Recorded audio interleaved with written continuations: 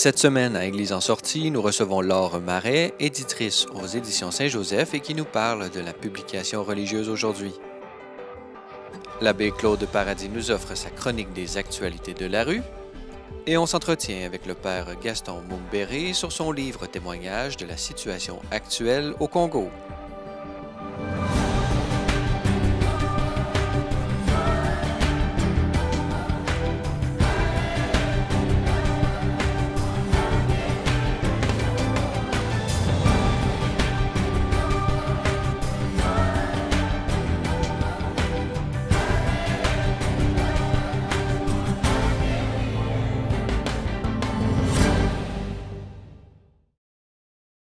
Bonjour mesdames et messieurs et bienvenue à Église en sortie. Cette semaine à l'émission, nous allons traiter littérature et pour nous en parler, nous avons d'abord avec nous en studio Laure Marais. Bonjour. Bonjour Francis. Alors Laure Marais, tu es éditrice aux éditions Saint-Joseph. Alors justement, j'aimerais que tu nous parles un peu de ces éditions Saint-Joseph. Quel genre de livres vous publiez? Quelle est votre œuvre, les œuvres que vous avez déjà publiées? Pouvez-vous nous parler un peu de ça? Bien sûr, oui. Alors, peut-être commencer un peu par la genèse des éditions Saint-Joseph. Elles sont nées d'une rencontre entre la librairie Saint-Joseph, qui est à Québec, et les éditions Néhémie. La librairie Saint-Joseph a été créée en 2009. C'est une librairie en ligne de livres religieux, surtout catholiques. Les éditions Néhémie étaient une petite maison d'édition spécialisée sur la nouvelle évangélisation, avec des livres très pointus sur la théologie et les fondements de la nouvelle évangélisation. Dû à différentes circonstances, les fondateurs de cette maison d'édition ont dû se retirer et ils nous ont proposé à l'époque de prendre la suite.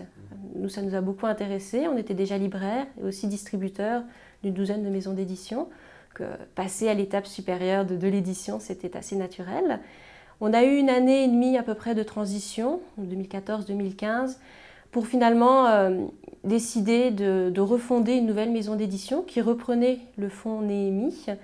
Mais on voulait aussi élargir la ligne éditoriale et mieux marquer la continuité entre la librairie et les éditions. Donc d'où le nom Éditions Saint-Joseph. Quelle est cette ligne éditoriale dont tu viens de parler? Pour les axes de la maison d'édition, donc le premier axe sur la nouvelle évangélisation, la formation au leadership. Le deuxième axe, un mode de vie chrétien.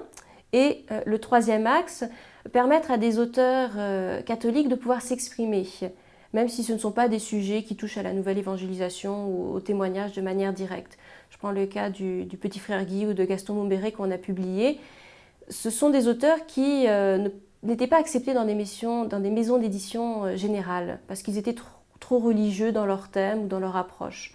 Et c'est très dommage, parce que ce sont des auteurs qui ont vraiment un beau contenu à donner. Donc on veut aussi permettre à ces auteurs de pouvoir s'exprimer. Nous allons recevoir en deuxième partie justement le père Mumbere. Comment ça s'est passé un peu cette rencontre et la publication de cet ouvrage très, très touchant, c'est le moins qu'on puisse dire? Ça s'est très bien passé, ça a été en fait très rapide parce que j'ai reçu dans les mains un manuscrit qui était pratiquement entièrement fini, très bien, très soigné dans l'écriture et puis dans la réflexion. Donc ça a été un coup de cœur et puis on a pu procéder assez rapidement pour la publication, puis la promotion de ce bel ouvrage qui touche vraiment les gens. C'est très beau de voir comment les lecteurs vont découvrir ce qui se passe dans l'Est du Congo et pouvoir être sensibilisés beaucoup plus à cette question-là. Peux-tu nous parler un peu des livres que vous avez déjà publiés? Bien sûr. Donc, on en a eu 5 en une année. Le premier, ça a été Rebuilt, Histoire d'une paroisse reconstruite. Donc ça, c'est un ouvrage assez fondamental pour le renouveau des paroisses, le témoignage d'un prêtre et d'un laïc américain qui ont vécu de grands chamboulements sur leur paroisse et qui nous racontent comment ils sont passés à travers et qu'est-ce qu'ils ont compris de la nouvelle évangélisation sur la paroisse. Ensuite, nous avons eu « Et tu vas danser ta vie » « Et tu vas danser ta vie » de Brigitte Bédard. Nous l'avons reçu déjà à l'émission, justement parfait. sur ce livre. Donc son témoignage de conversion avant, pendant, après. Ensuite, nous avons publié Poésie, musique de l'âme du Petit Frère Guy, de Jésus-Marie, des Petits Frères de la Croix dans le Charlevoix. Donc ça, c'est un recueil de poésie de haïku. Et enfin, La cloche ne sonnera plus de Gaston Mumbere, un livre sur la guerre au Congo, dont il est originaire. Donc, on voit que c'est un très beau panorama qui donne plein de promesses pour le futur. J'aimerais que tu nous parles un peu là, des défis des maisons d'édition. On sait que c'est un contexte particulier en ce moment dans tous les médias, qu'ils soient écrits ou numériques, tout ça. Peux-tu nous parler un peu là, des défis propres là, à les maisons d'édition, peut-être religieuses, là, comme les éditions Saint-Joseph sont plutôt spécialisées? Oh, complètement spécialisées. Il y a, je dirais, deux défis majeurs. Le premier, c'est que les gens ne lisent pas tant que ça. Et dans le milieu catholique en particulier, il n'y a pas un réflexe très très grand d'aller chercher du livre religieux. Et donc il y a notamment auprès des familles et des jeunes générations, que là il y a eu un trou. Et je le vois par exemple en librairie avec les familles, quand les enfants font les sacrements et ainsi de suite. Mais il n'y a pas vraiment l'idée d'offrir des vies de saints ou d'offrir des livres que les enfants vont pouvoir lire tout simplement dans ce domaine-là. Donc il y a tout ce premier enjeu de faire redécouvrir les livres qui existent, de faire redécouvrir le fond qui est d'excellente qualité à plusieurs égards. Un deuxième enjeu important du côté de l'édition, c'est de faire monter une nouvelle génération d'auteurs. Qu'on a là aussi un trou générationnel, on a de bonnes générations d'auteurs, mais qui commencent à être assez vieillissants. Et au niveau de la jeune génération, on n'a pas de relève, ou on a une relève qui n'est pas du tout formée. Il y a beaucoup de jeunes qui ont des choses à dire, on prend le cas des témoignages, mais il faut beaucoup les aider, il faut beaucoup les accompagner dans l'écriture, dans le processus complet de rédaction du livre, en fait, donc du début à la fin. Donc là, il y a un gros travail pour repérer les personnes et les aider à écrire. Peux-tu nous parler, justement, je faisais mention un peu du contexte actuel, de révolution médiatique et tout ça. Comment est-ce qu'une maison d'édition comme la vôtre peut s'insérer un peu dans cet univers virtuel là, qui est en train de s'imposer un peu partout? Alors, le domaine du livre numérique, la question du livre numérique est encore en suspens, dans le sens que les ventes sont assez stagnantes depuis 1 an ou 2, que ce soit aux États-Unis ou au Canada, et elles sont quasiment inexistantes en Europe. Donc c'est un phénomène qui est très anglo-saxon. Les gens sont encore attachés aux livres matériels. Oui, les gens y tiennent et ils sont bloqués beaucoup par les difficultés technologiques, les problèmes de liseuse, de format de livres numériques qui sont un peu gênants, et aussi l'attachement au papier tout simplement. Par ailleurs, c'est sûr que la nouvelle génération va davantage lire et étudier à l'école sur des tablettes. Et donc va davantage avoir l'habitude de lire sur des formats numériques. La question est de savoir dans quelle mesure la nouvelle génération va prendre cette habitude ou pas. Pour l'instant, le livre papier résiste très très bien. Ce qui a par contre bouleversé le marché, c'est l'achat en ligne. Ça c'est certain. Que les librairies traditionnelles qui ne vendent pas du tout sur Internet, qui ne font pas d'expédition, elles sont en perte de vitesse. Parce que le client, à notre époque, il préfère acheter sur Internet. Donc ça, c'est quelque chose auquel il faut s'adapter pour pouvoir vendre en ligne, pouvoir vendre rapidement, expédier à peu de frais. C'est une transformation des conditions de vente et puis des conditions d'existence des librairies. J'imagine que les éditions Saint-Joseph et les librairies Saint-Joseph sont déjà en ligne. Comment est-ce qu'on peut vous rejoindre? Alors oui, le site de la librairie existe depuis très longtemps. Vous pouvez acheter des livres en ligne depuis toujours, en fait.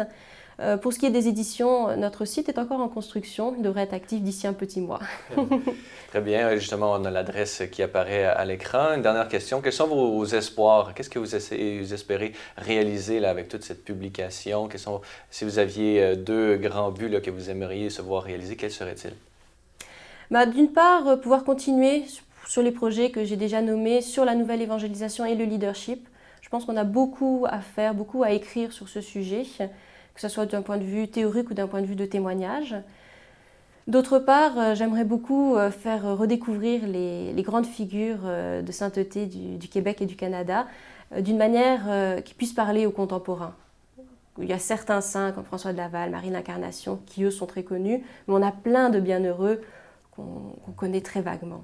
Comme Jeanne Mans, par exemple, oui, à Montréal. Exactement. On a peut-être eu l'occasion, durant le 375e anniversaire là, qui s'en vient, de peut-être redécouvrir un peu toutes ces figures marquantes de la Fondation du Québec.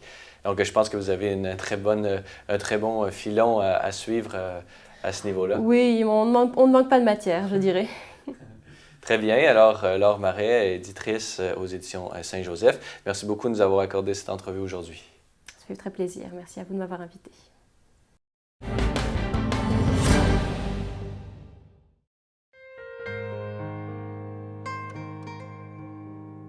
Bonjour et bienvenue à cette chronique de l'actualité de la rue. Je suis l'abbé Claude Paradis et aujourd'hui, on va prendre un texte du pape François qui se trouve dans son livre « La joie de l'Évangile ». Mais juste avant, je vais prendre la lecture de la lettre de Saint Luc. Jésus lui dit, « Un homme allait donner un grand dîner et il invita beaucoup de monde. À l'heure du dîner, il envoya son serviteur dire aux invités, « Venez, maintenant c'est prêt. » Alors ils se mirent à s'excuser tous de la même façon. Le premier lui dit, « Je viens d'acheter un champ et il faut que j'aille le voir. Je t'en prie, excuse-moi. » Un autre dit, « Je viens d'acheter 5 paires de bœufs et je pars pour les essayer. Je t'en prie, excuse-moi. » Un autre dit, « Je viens de me marier et c'est pour cela que je ne peux venir. » Au retour, le serviteur rapporta ses réponses à son maître. Alors, pris de colère, le maître de maison dit à son serviteur, « Va-t'en sur les places, les rues, les ruelles, et amène ici les pauvres, les estropiés, les aveugles et les boiteux. » La pire discrimination dont souffrent les pauvres est le manque d'attention spirituelle. C'est ce que le pape François nous dit. C'est un peu ça l'Église en sortie. Je me souviens avec Pops, le père Emmett Jones, j'ai été son assistant et il m'avait dit un jour, lors d'une discussion, il m'avait dit en pleurant, « Tu sais, Claude, si ça serait à refaire, je parlerais de Dieu aux jeunes qui sont dans la rue. J'ai pas fait ça.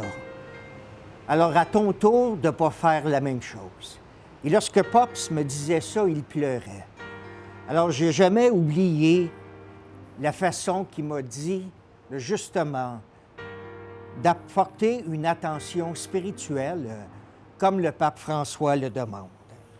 Et le pape nous dit, « Je préfère une Église blessée, salie, sale, parce qu'elle est sortie sur les routes. » L'intimité de l'Église avec Jésus est une intimité itinérante. OK, je le répète, l'intimité de l'Église avec Jésus est une intimité itinérante. Je peux dire, je suis comme un peu un prêtre itinérant. Alors, c'est à l'Église à devenir itinérante comme le Maître l'a été, comme Jésus l'a été. C'est ce qu'on nous demande de faire, de sortir de nos presbytères et à nous aussi, là, de nous salir pour les gens qui n'ont presque rien. Je peux dire aussi que ma prière est remplie de personnes. C'est-à-dire, lorsque je prie, j'ai des visages, j'ai des noms. Et c'est ces gens-là à qui je porte au Seigneur. Hein, on dit dans l'Évangile, Jésus n'avait pas de place où reposer sa tête. Alors, c'est un peu ça que je veux vivre moi aussi, aller vivre dans un endroit où on ne peut pas reposer sa tête, un endroit où il n'y a pas de toit, un endroit où sûrement tout va être froid à l'extérieur, mais on aura beaucoup de chaleur à l'intérieur parmi nous. On fera le chapelet dehors, je ferai des messes, des confessions aussi. Alors, c'est un peu cet évangile que le pape nous parlait, la joie de l'Évangile, c'est d'aller en périphérie. C'est un peu comme l'émission de l'Église en sortie, c'est exactement ça qu'ils font. Ils vont en périphérie, ils vont rencontrer les gens, rencontrer l'étranger et rencontrer Jésus qui est dans ces personnes. Je dis souvent à mes bénévoles, vous n'êtes pas des bénévoles de Notre-Dame de la rue. Devenez Notre-Dame de la rue. Amen.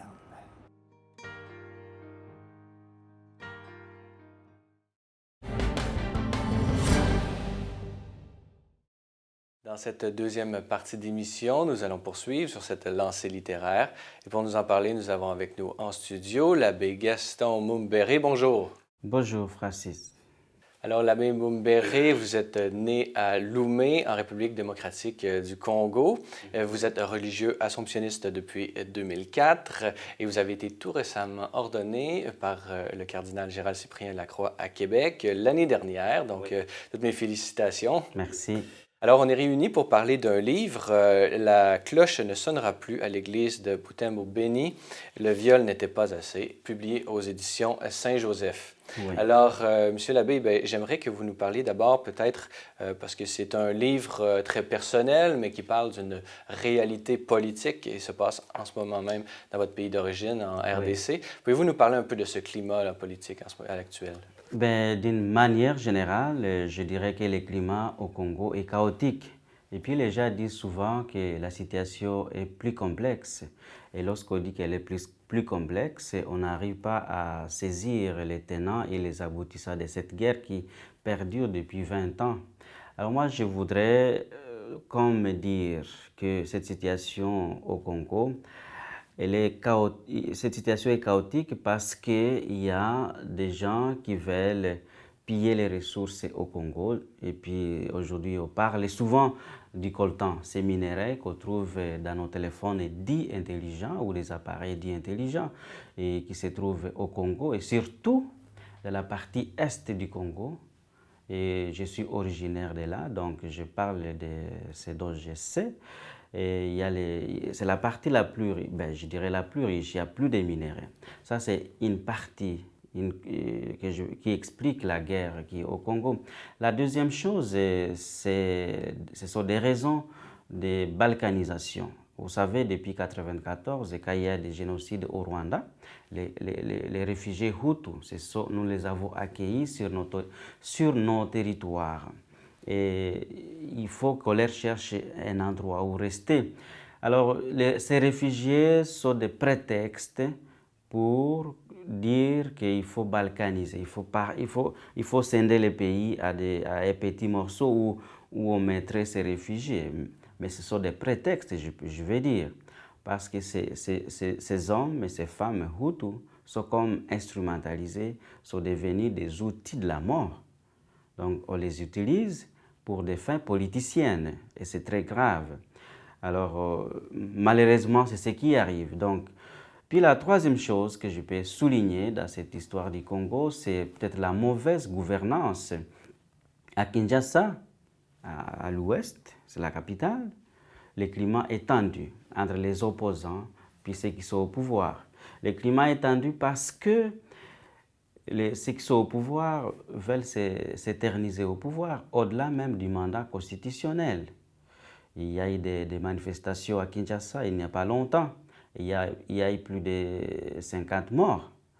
Donc, à Kinshasa, comme à l'Est, le climat est vraiment chaotique. Puis, il ne faut pas avoir honte de le dire. Il faut le dire tout haut, devant tout le monde, que tout le monde le sache. Besoin de réformes politiques comme partout ailleurs, mais peut-être c'est d'une manière plus urgente que vous la vivez. Pouvez-vous nous parler un peu comment les populations civiles vivent justement ces conflits? Et ce qui est dramatique, c'est que l'homme ou l'humain arrive à s'habituer à des choses même les plus bizarres qui puissent exister. Je reviens du Congo il n'y a pas longtemps. Les gens s'habituent à la survie. Et c'est ça le plus dramatique que j'ai dit. La guerre est là depuis 20 ans. Moi, j'ai grandi dans la guerre. Je le réalise que c'était vraiment difficile et souffrant parce que je suis sorti de là.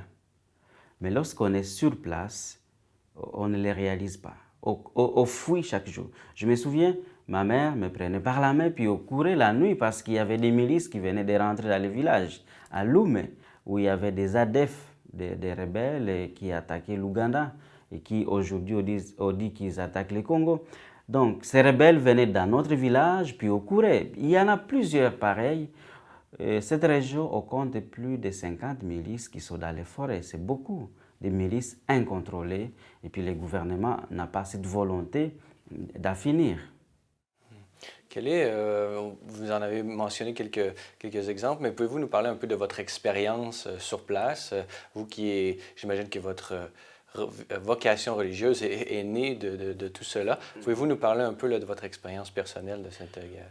Ben, mon expérience personnelle, je me souviens par exemple la veille où je devais aller au séminaire, le séminaire comme vous le dites ici, mais c'était pour commencer les postulats. Et les rebelles sont arrivés chez nous et ils ont tout pillé. Et je me souviens par exemple de ce prêtre, le père Vessa Machosi, qui a été lâchement abattu parce qu'il a osé parler, parce qu'il a osé dénoncer que le président du Congo joue une certaine complicité avec l'ennemi, et le président rwandais ou le président ougandais. Parce qu'au Congo, quand on ose parler, il faut attendre à payer le prix. Et la parole est étouffée. On n'en parle pas. C'est le silence du cimetière. J'ai écrit au président de la République qui, à l'allure, voit les choses. Il va être peut-être le président des morts, le président du cimetière. Ce n'est pas intéressant. Dans votre livre, vous parlez un peu de cette situation-là, mais dans le contexte d'un échange, ou plutôt de lettres, d'envoi épistolaire que vous faites à votre tante. Pouvez-vous nous parler un peu de la raison pour laquelle vous vous adressez à votre tante et peut-être pourquoi vous avez décidé d'en faire la publication? Oui, ce sont des lettres que j'adresse à une personne particulière. Il est bon de faire des vœux pieux, de dire je voudrais que le Congo soit pacifié en 100%, mais il faut commencer par des petits pas. J'ai écrit à une personne particulière, à ma tante, et je suis sûr qu'elle va lire mes lettres. Mais si j'écris un livre universel, j'ai moins de chances qu'il soit lu. Mais au moins ma tante, qui me connaît, qui sait que je suis son neveu, prendra le soin de lire les lettres de son neveu. Alors, pourquoi des lettres? Les lettres, pour moi, c'était pôle du salut, parce que c'est là où on se rencontre, l'expéditeur et le destinataire. Nous nous rencontrons sur des écrits, sur les papiers. Il n'y a plus cette rencontre frontale, mais on sort de cet aspect binaire, de cet aspect polarisé, et on se rencontre dans un terrain neutre, les lettres. Voilà pourquoi j'ai choisi ce style de lettres. C'est-à-dire essayer de nous sortir de la confrontation. Oui, le gouvernement peut être monstrueux, le système peut être monstrueux, mais il y a encore des humains dedans.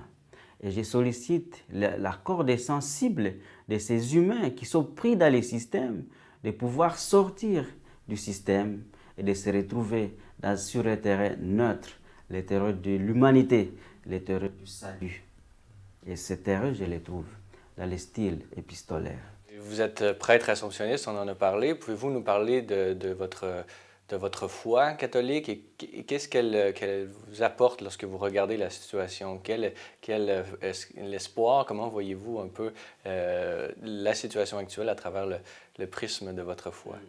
Et le prêtre dans mon village au Congo incarne le moral du peuple encore.